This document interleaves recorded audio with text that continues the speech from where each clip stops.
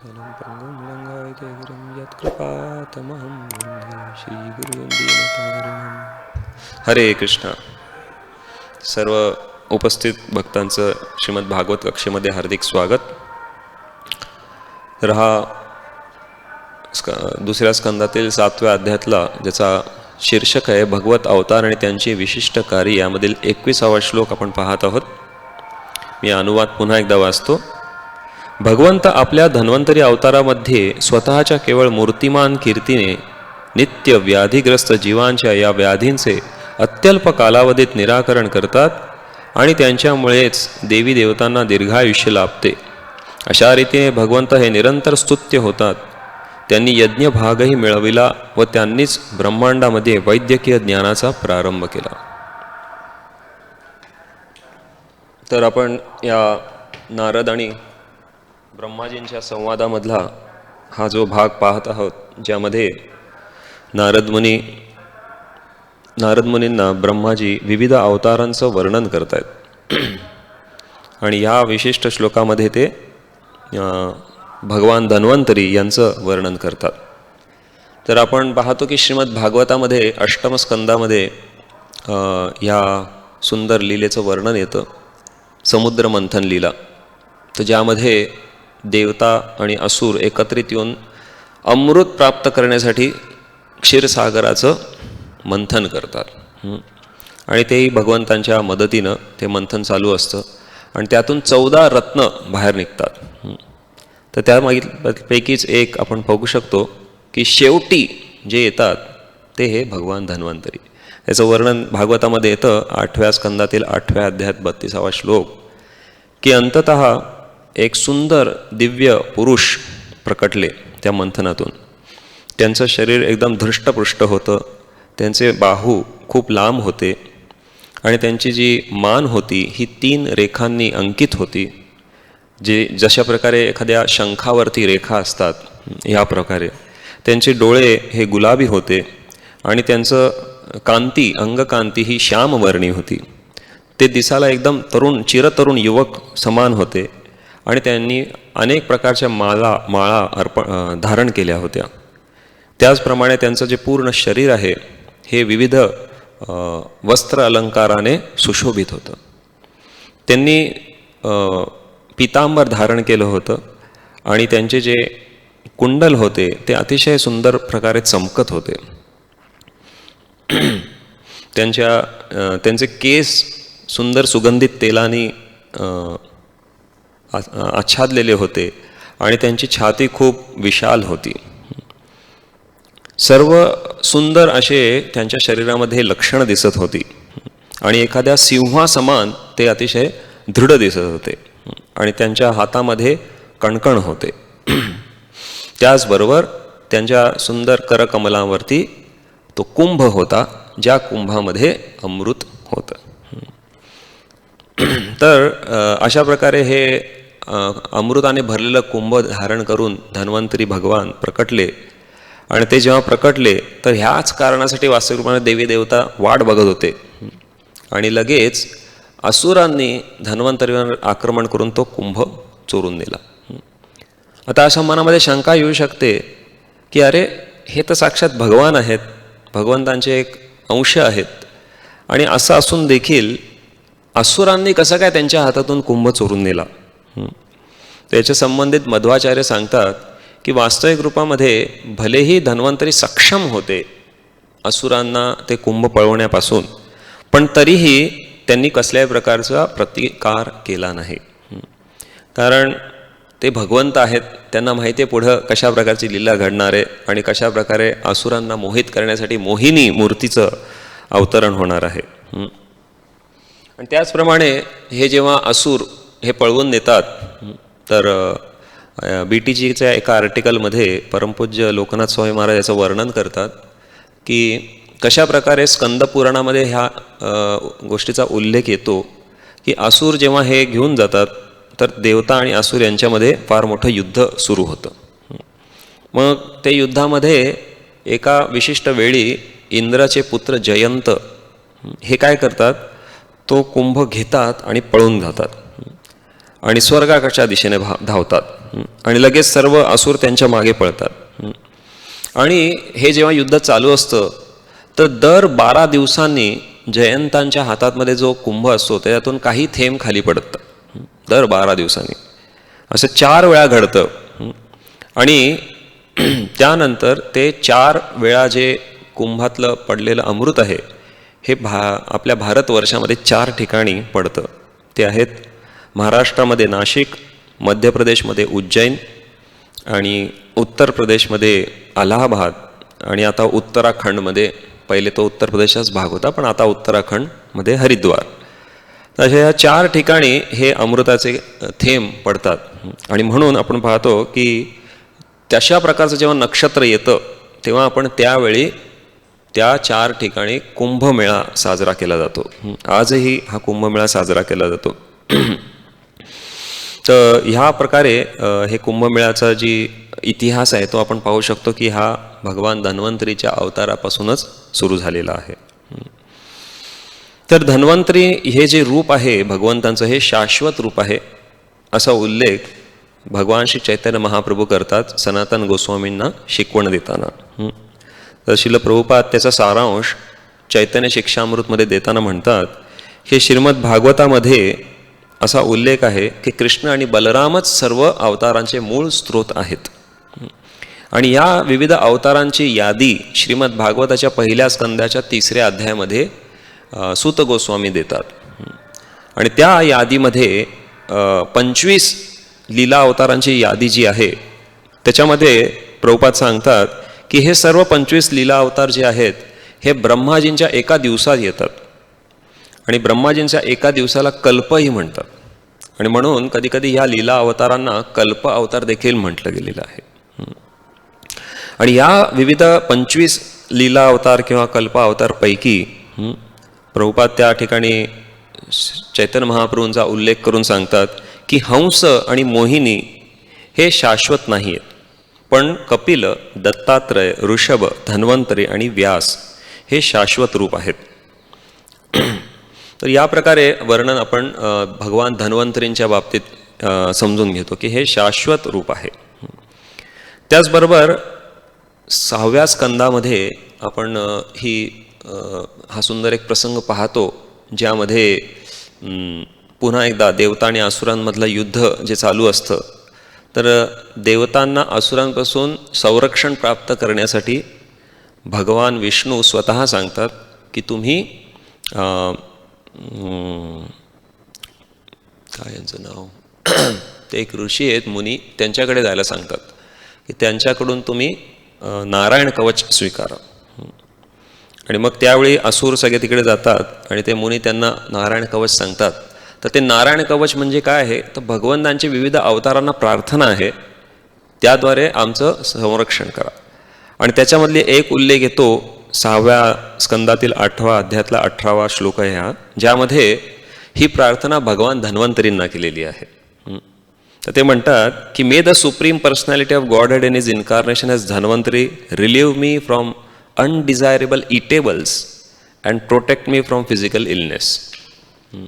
तर या ठिकाणी ती प्रार्थना काय आहे की पूर्ण पुरुषोत्तम भगवान धन्वंतरी मला अशा गोष्टीपासून वाचू दे की काही अनडिझायरेबल इटेबल्स म्हणजे चुकीच्या गोष्टी खाण्यापासून मला वाचवू दे आणि त्याच्यापासून येणारे रोगांपासून पण मला भगवान धन्वंतरी वाचू दे. तर अशा प्रकारची ही नारायण कवचामधली ही प्रार्थना आहे धन्वंतरी भगवंतांना. आणि श्रील प्रभुपाद त्याच्या तात्पर्यामध्ये फार सुंदर मुद्दा मांडतात. प्रभुपाद म्हणतात की वास्तविक रूपामध्ये भौतिक जगामध्ये जेव्हा एखादा जीव जगत असतो तो वास्तविक रूपाने त्याला अनेक संकटांना सामोरं जावं लागतं. आणि त्यातलं एक संकट आहे अशा प्रकारचं विविध प्रकारचं अन्न जे खाण्यामुळे तो व्यक्ती व्याधीग्रस्त होतो किंवा रोगग्रस्त होतो किंवा त्याच्या शरीराची तब्येत जी आहे ती पूर्णपणे बिघडून जाते. तर धन्वंतरी जे भगवंतांचं रूप आहे हे खास करून आपल्याला व्याधीग्रस्त होण्यापासून वाचवण्यासाठी मदत करू शकतं. तर त्याचप्रमाणे प्रभुपाद आणखीन एक मुद्दा त्यामध्ये ॲड करतात. आता व्याधीग्रस्त म्हणजे आपण जनरली काय बघतो की आपल्या शरीरापासून होणारे आपल्याला रोग, म्हणजे ह्याला आधी आत्मिक रोग असं म्हणतो किंवा क्लेश म्हणतो आपण त्याला. 3 प्रकारचे क्लेश आहे, आध्यात्मिक, आध्यात्मिक आणि आधी भौतिक, आदिदैविक. तर आध्यात्मिक क्लेश भगवान धन्वंतरी आपल्याला वाचवू शकतात ते प्रार्थना केल्यामुळे. आणि प्रभुपाद पुढे ॲड करतात की जर आपण आपल्या हृदयातील परमात्म्याला प्रार्थना केली तर ते आधी भौतिक क्लेशांपासून पण आपल्याला वाचवू शकतात. आधी भौतिक क्लेश म्हणजे परजीवांकडून आलेले विविध क्लेश. तर ह्या प्रकारे आपण पाहतो की हे भगवान धन्वंतरींचं कार्य वास्तविक रूपामध्ये इतकं महान आहे. एका ठिकाणी आपण हे पण पाहतो भागवतामध्ये किंवा अन्य पुराणांमध्ये भरपूर ठिकाणी वर्णन केलेलं आहे की ज्यावेळी बऱ्याचदा देव आणि असुरांचा संग्राम झालेला आहे तर बऱ्याचदा काही वेळा असुर सगळे मरून पडतात. तर मग लगेच त्यांचे जे गुरु शुक्राचार्य आहेत ते ह्या विद्येचा वापर करून, संजीवनी विद्येचा वापर करून पुन्हा त्यांना जीवित करतात. किंवा बऱ्याचदा मग देव म्हणजे मरून पडतात तर मग देवतांचे जे वैद्य आहेत अश्विनी कुमार हे ह्या विद्येचा वापर करून त्यांना पुन्हा जीवित करतात. तर एवढी ही प्रगत विद्या आहे की मृत व्यक्तीला देखील जीवित करता येतं. एवढं हे विशेष गूढ असं विज्ञान आहे आयुर्वेद, ज्याचा आज पूर्णपणे लोप पावलेला आहे. आपल्याला जे काही आज आयुर्वेद मिळालेलं आहे किंवा त्याचे त्याचा जे वापर करणारे वैद्य आहेत तर ह्या पूर्ण ज्ञान आज दुर्दैवाने आपल्याकडे उपलब्ध नाही. पण हे एवढं विशेष असं ज्ञान आहे. तर म्हणजे आपण ह्याद्वारे काय पाहतो की भगवंत जेव्हा जीवात्म्याची ही एक इच्छा पूर्ण करतायत की त्याला भगवंतांपासून स्वतंत्र जीवन जगायचं आहे, पण त्या स्वतंत्र जीवन जगण्यामध्ये भगवंत त्याला पूर्ण सोडून नाही देत की ठीक आहे जायचं ना तुला, जा मर तिकडे जाऊन, असं नाही करत. ते असं जग निर्माण करून देतात ज्यामध्ये सगळी परिपूर्णता आहे. आणि म्हणून आपण ईशोपनिषदमध्ये सुरुवातीलाच पाहतो ओम पूर्णमदः पूर्णमिदं पूर्णात् पूर्णमुदच्यते पूर्णस्य पूर्णमादाय पूर्णमेवावशिष्यते. की भगवंतांनी हे जेव्हा जग निर्माण केलं तर ते पूर्ण निर्माण केलेलं आहे, ह्याच्यात काही अपूर्णता नाही ठेवलेली. पण तरीही आपल्यासारख्या जीवांना अपूर्णता का वाटते? कारण आपण पूर्ण सत्याला धरून घेतलेलं नाही आहे, म्हणून आपल्याला सगळीकडे अपूर्णता भासत राहते. तर ह्या एका छोट्याशा मुद्द्यावरून आपण समजू शकतो की खऱ्या अर्थाने भगवंतांनी आपल्या जगण्यासाठी ज्या काही गोष्टी गरजेच्या आहेत त्या सर्व प्रदान केलेल्या आहेत. आणि त्यामुळे ह्या सगळ्या गोष्टींचा वापर करून जीवात्म्याचं कार्य हे असलं पाहिजे की त्यांनी भगवंतांप्रती असलेली ही कृतज्ञता व्यक्त केली पाहिजे त्याच्या सेवेद्वारे आणि त्याच्या प्रेमाद्वारे. तर या तात्पर्यामध्ये श्रील प्रभुपाद आणखीन एक महत्त्वाचा मुद्दा सांगतात. ते म्हणतात की बद्ध जीव हा त्याच्या शारीरिक रचनेमुळेच रोगग्रस्त होतो. शरीर हेच रोगांचे प्रतीक आहे आणि रोगाचे निरनिराळे प्रकार असू शकतात, परंतु ज्याप्रमाणे प्रत्येकासाठी जन्ममृत्यू अटळ आहे त्याप्रमाणे प्रत्येकजण व्याधीग्रस्त होणारच. इको थोड़ा बंद करेंगे क्या?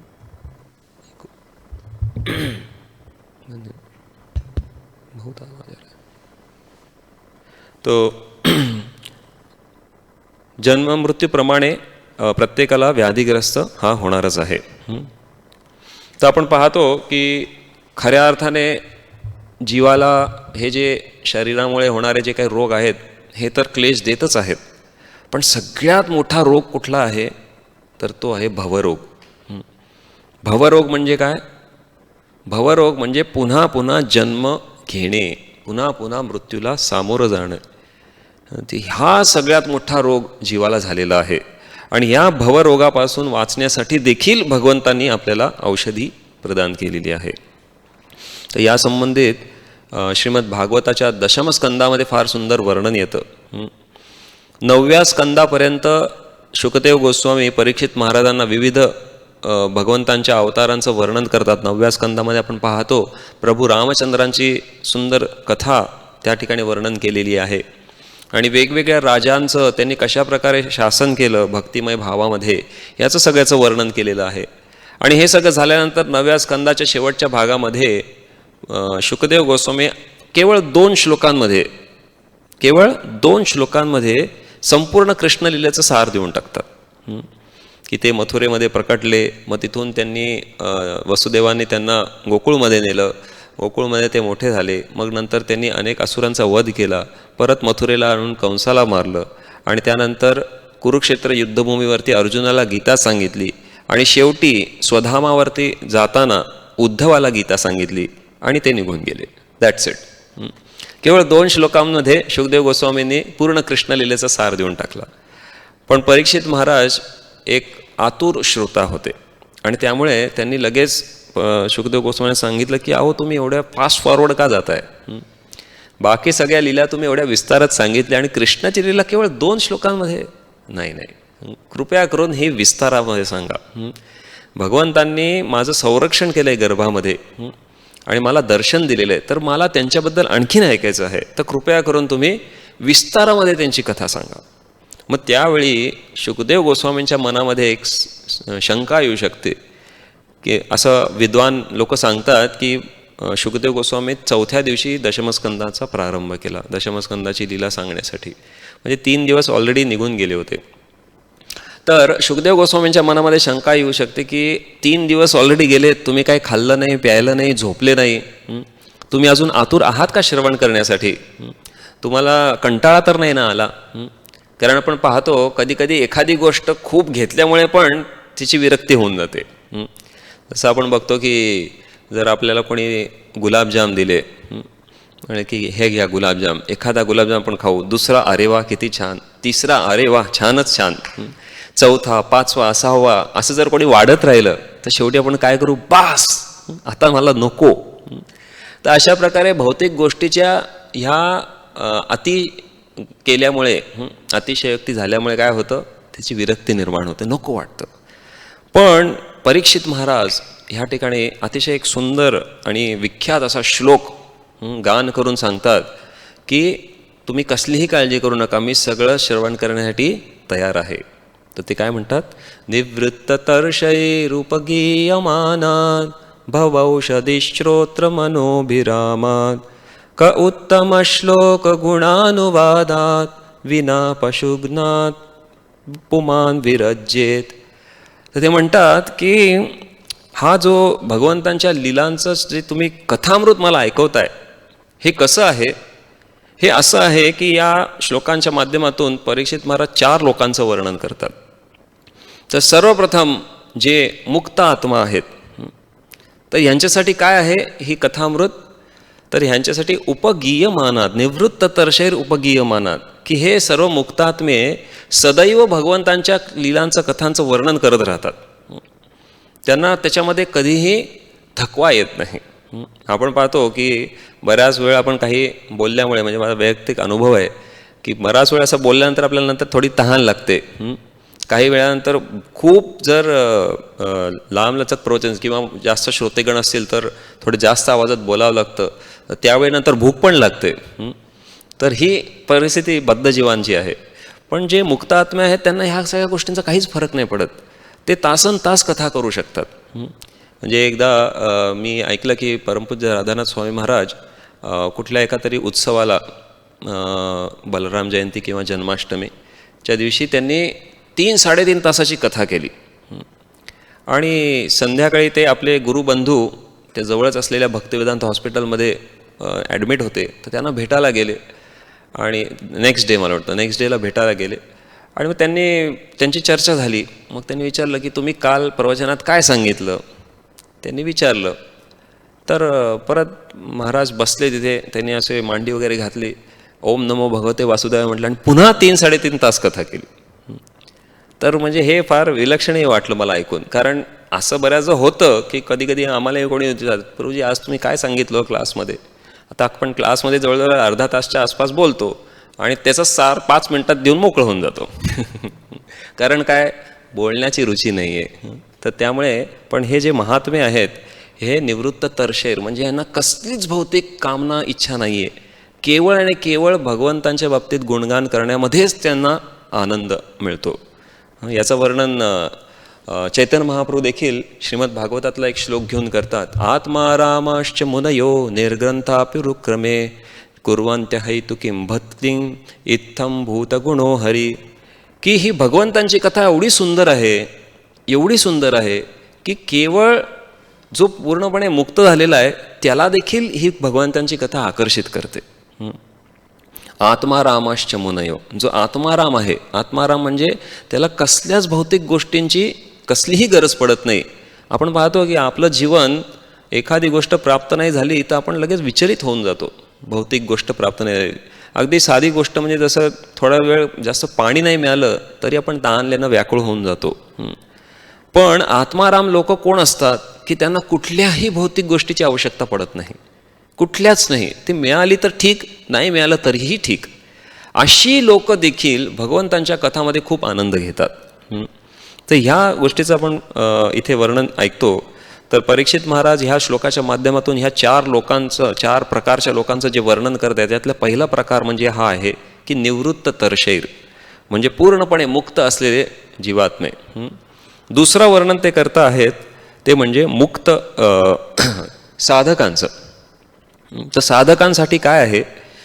साधकांसाठी ही भवौषधी आहे. भगवंतांची कथा ही साधकासाठी भवौषधी आहे. प्रभुपाद ह्या तात्पर्यामध्ये भवौषधी हा शब्द वापरतात आणि म्हणून आपण थोडंसं ह्याच्यावर चर्चा करणार आहोत. आणि तिसरा जो प्रकार आहे तो म्हणजे कोण आहे? भुक्तिकामी, म्हणजे ज्यांना कुठली ना कुठली तरी जिची इच्छा आहे, भौतिक इच्छा आहे, भौतिक कामना आहे काही प्राप्त करून घेण्यासाठी. तर अशा लोकांसाठी पण ही भगवत कथा म्हणजे काय आहे? श्रोत्र मनोभिरामात. त्यांच्यासाठी ही एक एंटरटेनमेंट आहे. आपण बघतो की असे लोक काय करतात, बऱ्याचदा कथेमध्ये येतात, कथा ऐकतात, खूप आनंद घेतात आणि परत निघून जातात आणि निघून जाऊन आपापल्या कार्यामध्ये रत होऊन जातात. ते कसला विचार नाही करत की याच्यामधून काय आपल्याला शिकायला मिळालं, काय आपण जीवनात अंमलात आणू शकतो, हा काही विचार नसतो. फक्त कथामध्ये येऊन आनंद घ्यायचा कथेचा, एवढंच त्यांचं कार्य असतं. पण अशा लोकांसाठी देखील ही कथा आहे. आणि कोण फक्त एक प्रकारचा व्यक्ती आहे की जो ह्याच्यामध्ये आनंद घेणार नाही, त्याचं वर्णन केलं तर शेवटचं म्हणजे हा पशुघ्नात. पशुघ्न, घ्न म्हणजे हनन करणं, मारून टाकणं. तर जो पशुची हत्या करतो, किंवा श्रील प्रभुपाद त्याचा दुसरा अर्थ देतात की जो मनुष्य रूपामध्ये येऊन पशुसारखा वागतोय, जो स्वतःचीच हत्या करतोय, म्हणून त्याला पशुघ्नात म्हटलेलं आहे. तर असाच व्यक्ती केवळ ह्या भगवत कथेमध्ये आनंद घेत नाही किंवा रुची घेत नाही. तर ह्या प्रकारे आपण पाहतो. त्यामुळे आपण ह्या श्लोकाच्या माध्यमातून आपल्याला समजतं की परीक्षित महाराज इथं सर्वप्रथम सांगतायत की काय वक्त्याचं काय गुणवत्ता आहे. निवृत्त तरशेर म्हणजे कोणी केली पाहिजे कृष्णकथा? जो पूर्णपणे भौतिक इच्छांपासून मुक्त आहे. तर हा जर दृष्टिकोन पाहायला गेलं तर माझी कुठलीच पात्रता नाही या ठिकाणी बसून कथा करण्याची. पण श्रील प्रभुपाद त्या श्लोकाच्या तात्पर्यामध्ये म्हणजे दशमस्कंदातील पहिला श्लोकातला हा जो चौथा श्लोक आहे ह्याच्या तात्पर्यामध्ये फार महत्त्वाचा मुद्दा सांगतात की जो व्यक्ती ह्या भगवत ज्ञानाचं आपल्या जीवनामध्ये आचरण करण्याचा प्रयत्न करत आहे आणि त्याला काही त्यातून साक्षात्कार प्राप्त झालेत, असा व्यक्ती देखील कथा करू शकतो. किंवा तसं बघायला गेलं तर श्रील प्रभुपाद दुसऱ्या दृष्टिकोनातून हेही सांगतात की भगवत कथा ही सगळ्यांनीच केली पाहिजे. का? कारण ती कथा केल्यामुळे देखील आपलं शुद्धीकरण होतं. म्हणजे आपण अशुद्ध आहोत तर अशुद्धापासून शुद्धतेकडे जाण्याचा हाच मार्ग आहे. पण सगळ्यात महत्त्वाची गोष्ट सांगितली आहे साधकासाठी की त्यांनी भवौषधासारखं हे कथाचं श्रवण केलं पाहिजे. म्हणजे साधकाला कथा करण्यासाठी थांबवलेलं नाही आहे, पण साधकाने कथा करण्यापेक्षा श्रवणावरती जास्त जोर दिला पाहिजे. मग आता त्याच्यामध्ये परत हा प्रश्न येऊ शकतो की त्याच्यासाठी ही भवौषधी आहे आणि म्हणून त्यांनी श्रवण केलं पाहिजे. तर मग कोणाकडून श्रवण केलं पाहिजे? तर त्याने शुद्ध भक्ताकडून श्रवण केलं पाहिजे, जो निवृत्त तरशेर आहे. असा भक्त ज्याची कुठलीच भौतिक इच्छा, भौतिक कामना त्याच्यामध्ये राहिलेली नाही आहे. आणि म्हणून वास्तविक रूपामध्ये साधकाचं महत्त्वाचं कार्य आहे की त्याने श्रील प्रभुपाद असतील, आपले संस्थापक आचार्य किंवा पूर्ववर्ती आचार्य जे आहेत, जे नित्य सिद्ध भक्त आहेत, अशा लोकांकडून संबद्ध ज्ञानाचं श्रवण केलं पाहिजे की मी कोण आहे, भगवंत कोण आहेत, माझा भगवंतांशी काय संबंध आहे. पूर्ण जो सिद्धांत आहे आपला गौडीय वैष्णव सिद्धांत हा व्यवस्थितपणे समजून घेतला पाहिजे अशा श्रील प्रभुपाद आणि पूर्ववर्ती आचार्यांकडून.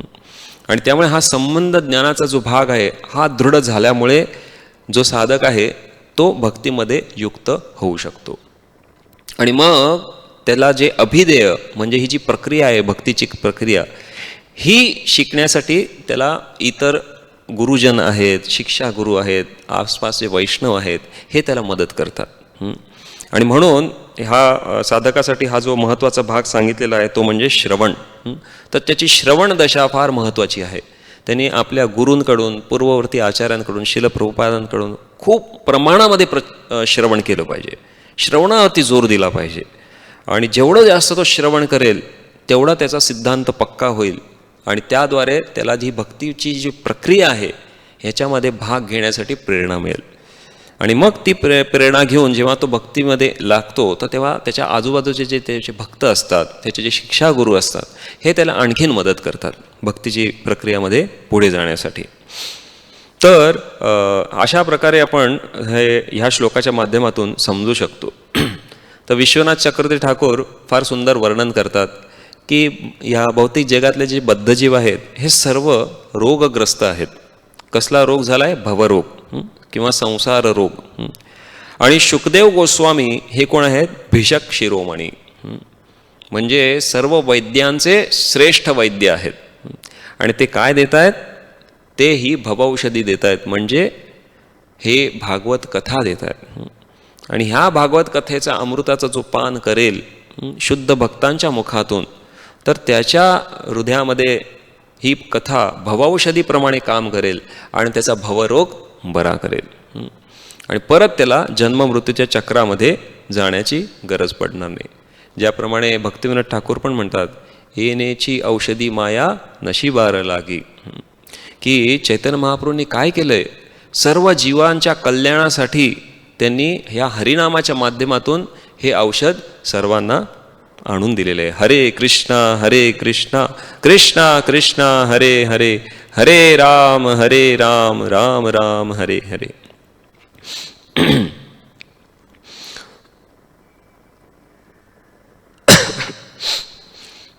तर हा जो भवौषधी साधक जो आहे आणि जो व्यक्ती नुसताच आनंद घेण्यासाठी कथा ऐकतोय, ह्या दोघांमध्ये कसा फरक करता येईल? कशाद्वारे आपण समजू शकतो की हा व्यक्ती साधक आहे आणि हा केवळ आनंद घेण्यासाठी नुसती कथा ऐकतोय? तर त्याचं उत्तर आहे, विश्वनाथ चक्रवर्ती ठाकूर देतात, सातत्य. नष्टप्रायेषु भद्रेषु नित्यम भागवत सेवया. जो नित्य रूपामध्ये भागवताची सेवा करतोय, म्हणजे जो नित्य रूपामध्ये भागवताचं श्रवण करतोय, हा साधक आहे. त्याला ह्या भवरोगातून मुक्त व्हायचं आहे आणि म्हणून तो ती भवौषधी त्या प्रकारे घेत आहे.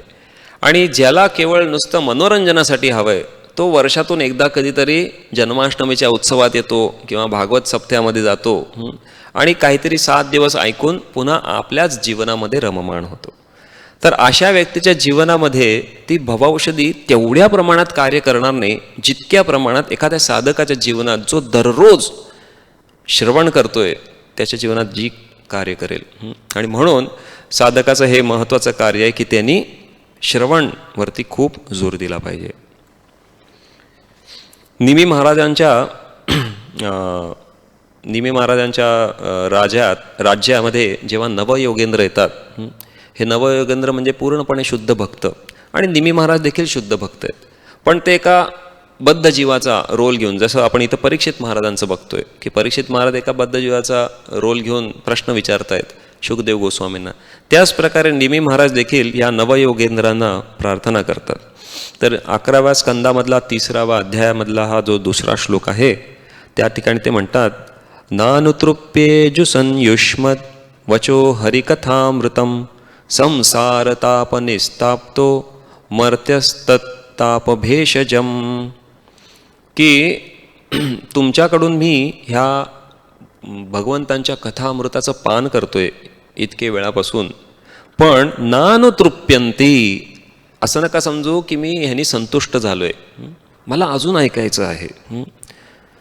संसार ताप निस्तापतो, हे भगवंतांचे सुंदर जे कथा अमृत आहे हे काय करतायत?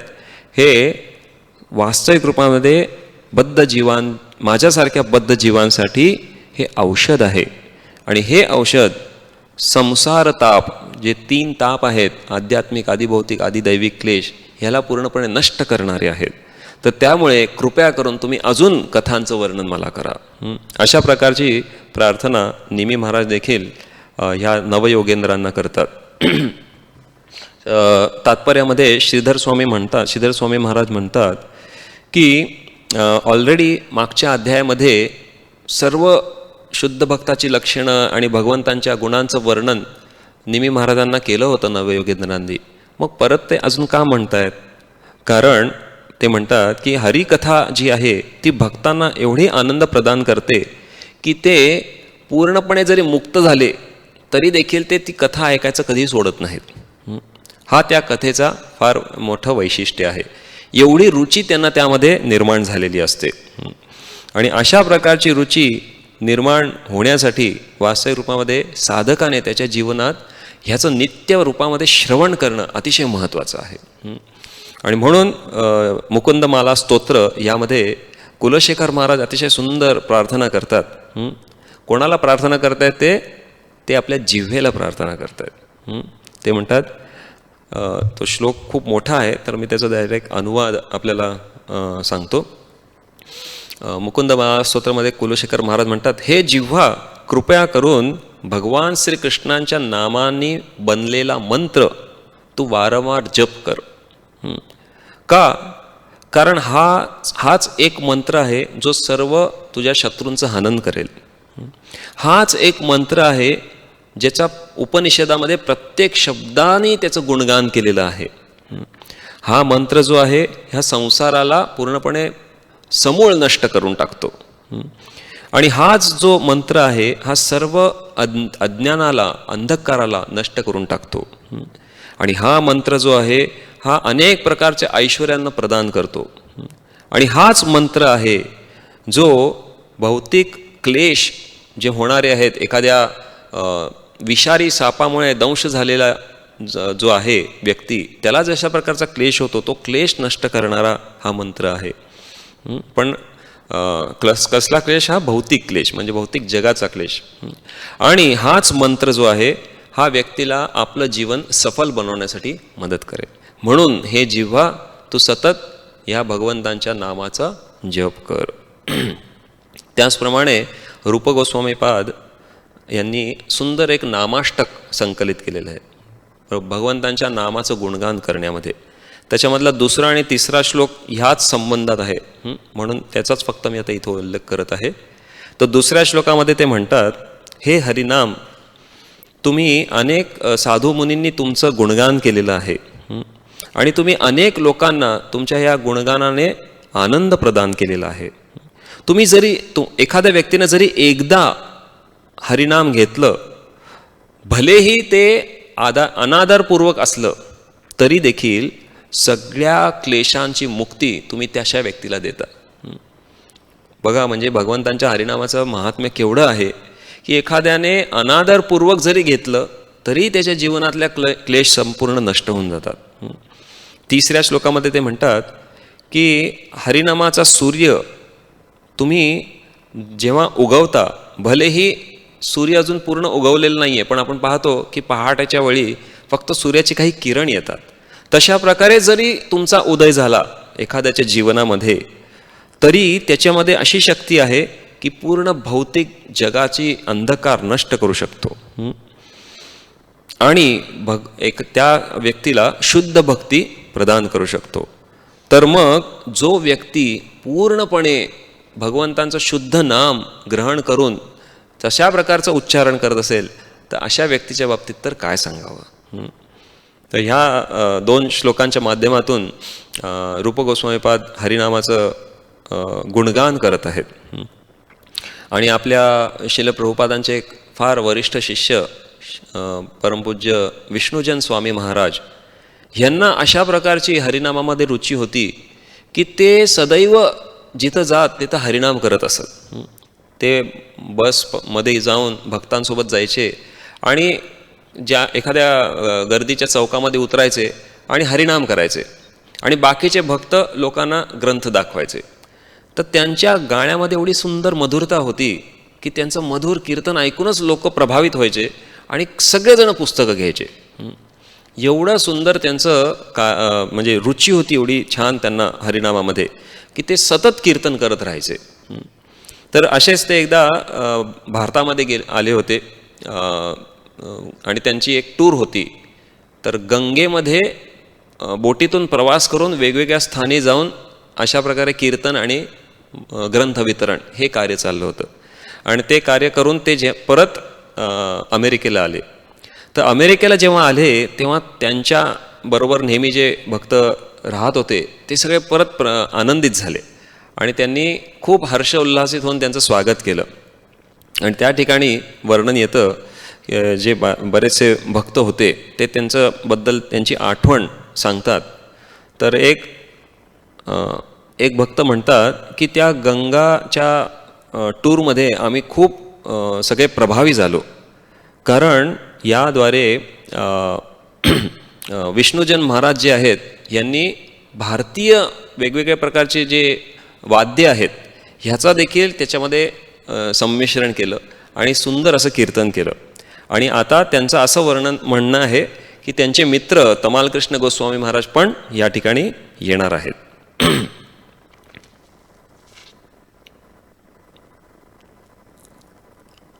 हां, आणि मग ते वर्णन करतात की विष्णुजन महाराजांनी दुसऱ्या दिवशी मंदिरामध्ये भागवत क्लास दिला आणि त्या भागवत क्लासामध्ये भागवताच्या प्रवचनामध्ये त्यांनी भगवंतांच्या हरिनामाप्रती किंवा भगवंतांच्या हरिकथेप्रती असलेली रुची आणि भौतिक जगाप्रती असलेलं वैराग्य ह्या दोन गोष्टीचं त्या ठिकाणी वर्णन केलं. ते म्हणतात की एखाद्याला आध्यात्मिक रुची कधी प्राप्त होईल? कृष्णाच्या कृपेमुळे. आणि हे आपल्याला समजण्यासाठी आपल्याला काय करायला पाहिजे? तर आपल्याला वैराग्याचं पालन आपल्या जीवनात करायला पाहिजे. जर आपल्याला ही खऱ्या अर्थाने रुची प्राप्त करायची असेल तर आपण आपल्या जीवनामध्ये वैराग्याचं चांगल्या प्रकारे पालन केलं पाहिजे. आणि जशा प्रकारे पूर्ववर्ती आचार्यांनी आपल्याला भक्तीची कार्य दिलेली आहेत ती कार्य करत राहिलं पाहिजे. आणि मग भगवंतांच्या कृपेनं आपल्या हृदयामध्ये ती भगवंतांच्या नामाप्रती आणि भगवंतांच्या कथेप्रती रुची उत्पन्न होईल. आणि ही रुची एखाद्याच्या जीवनात जेव्हा उत्पन्न झाली की मग त्याला कोणत्याही भौतिक क्लेशांचा त्याला सामना जरी करावा लागला तरी त्यात तो परास्त होणार नाही, कारण त्याला सदैव भगवंतांच्या हरिनामाची रुची प्राप्त झाली किंवा भगवंतांच्या कथेची रुची प्राप्त झालेली आहे. त्यामुळे जसं भगवान श्रीकृष्णही म्हणतात भगवद्गीतेमध्ये, परम दृष्ट्वा निवर्तते, की जर एखाद्याला उच्च प्रकारची रुची प्राप्त झाली तर तो या भौतिक जगातल्या तथाकथित गोष्टींना सहजतेने सोडून देतो. आणि याचं उदाहरण देताना श्रील प्रभुपाद वर्णन करतात की जसं एखादं लहान मूल समुद्रकिनारी शंख शिंपले गोळा करत असतो तर पहिल्यांदा त्याचे नजर आणि त्याचे हात छोटे असल्यामुळे ते छोट्या छोट्या गोष्टी घेतो. पण जेव्हा केव्हा त्याची नजर एखाद्या मोठ्या शंखावरती पडते किंवा शिंपल्यावरती पडते तर हातात असलेले सगळे छोटे शंख शिंपले सोडून देऊन तो मोठा शंख घेतो. आणि हे छोटे छोटे शंख शिंपले सोडताना त्याला काही विशेष कष्ट नाही लागत. त्याला असं नाही वाटत की अरे हे मी कसं आता टाकू, का? कारण त्याला समोर फार मोठा शंख आणि शिंपला दिसतोय. तर त्याच प्रकारे जेव्हा ह्या भगवंतांच्या नामाप्रती ही रुची जी या मोठ्या शंखासमान आहे ही आपल्याला भगवंतांच्या कृपेने प्राप्त होईल तेव्हा आपण सहजरित्या भौतिक जगातल्या छोट्या छोट्या शंख शिंपल्यांना सोडून देऊ शकतो. आणि ह्याच्यासाठीच साधकाचं महत्त्वाचं कार्य आहे की त्यांनी ही भवौषधी नित्य रूपामध्ये चांगल्या प्रकारे घेतली पाहिजे. म्हणजे हरिकथा चांगली श्रवण केली पाहिजे आणि भगवंतांच्या नामाचं चांगल्या प्रकारे जप केला पाहिजे. ह्या दोन गोष्टीमुळेच खऱ्या अर्थाने तो भवौषधी व्यवस्थितरित्या घेऊ शकतो. आणि ह्या भवौषधी व्यवस्थित घेतल्यामुळे त्याचा भवरोग नष्ट होऊ शकतो भगवंतांच्या कृपेमुळे. तर सगळ्यात शेवटी रूप गोस्वामीपाद उपदेशामृतमध्ये फार सुंदर श्लोक सांगतात की कशा प्रकारे आपण ही रुची प्राप्त करू शकतो. तर तो मी जस्ट तुम्हाला इथं सांगून या कथेला विराम देतो. तर हा 7वा श्लोक आहे उपदेशामृतमधला. स्यात् कृष्ण नामचरितादिसिताप्य विद्या पित्तोपतप्तरसनस्य न रोचिकानु किन्त्वादरादनुदिनं खलु सैव जुष्टा साध्वी क्रमात भवति तद्गदमूलहंत्री. ते या ठिकाणी वर्णन करतात की आपल्या भवरोगाचा एक पैलू काय आहे.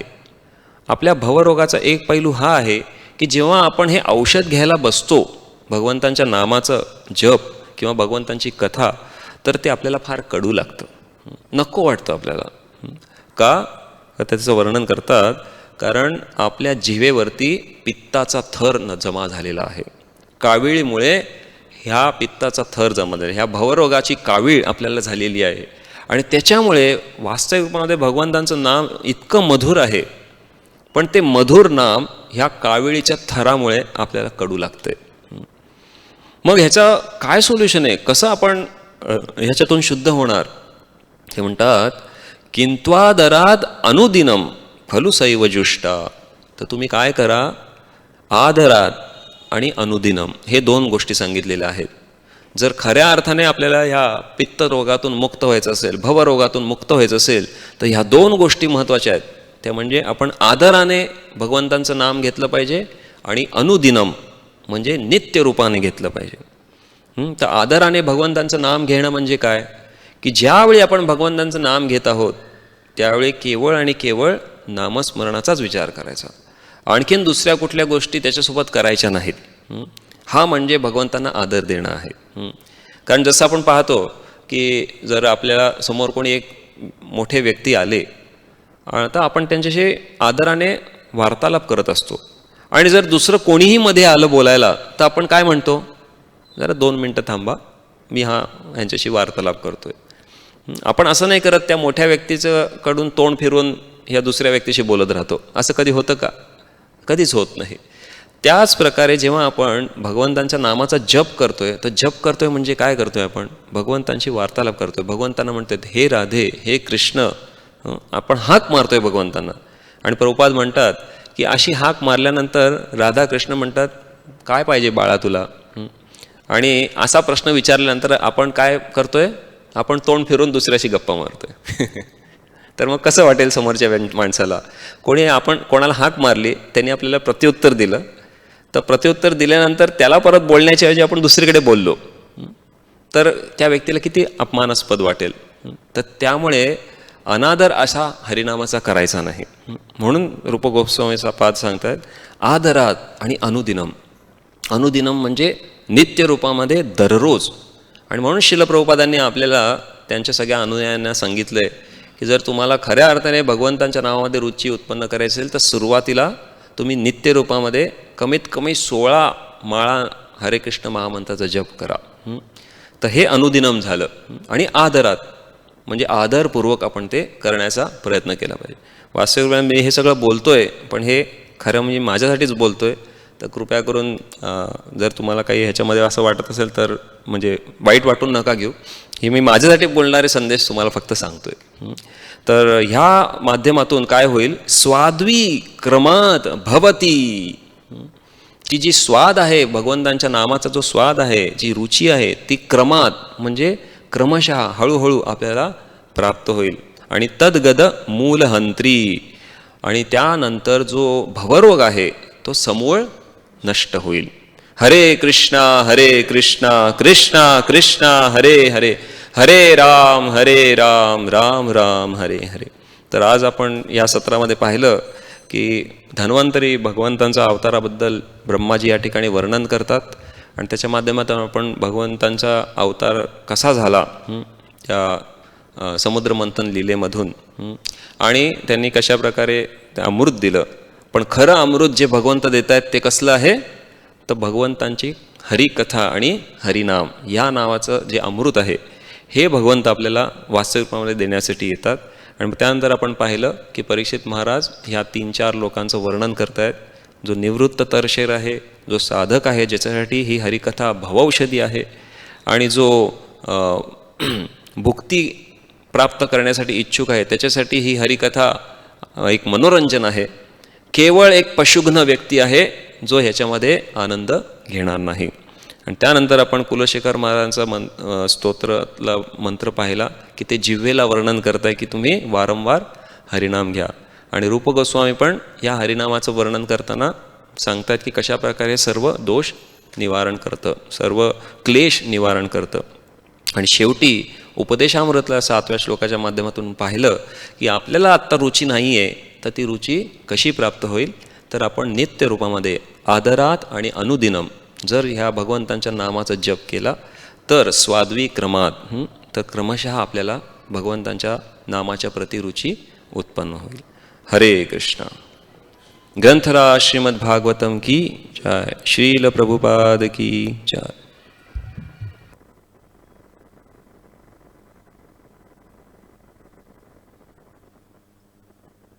नाशिक, अलाहाबाद, हरिद्वार आणि प्रयाग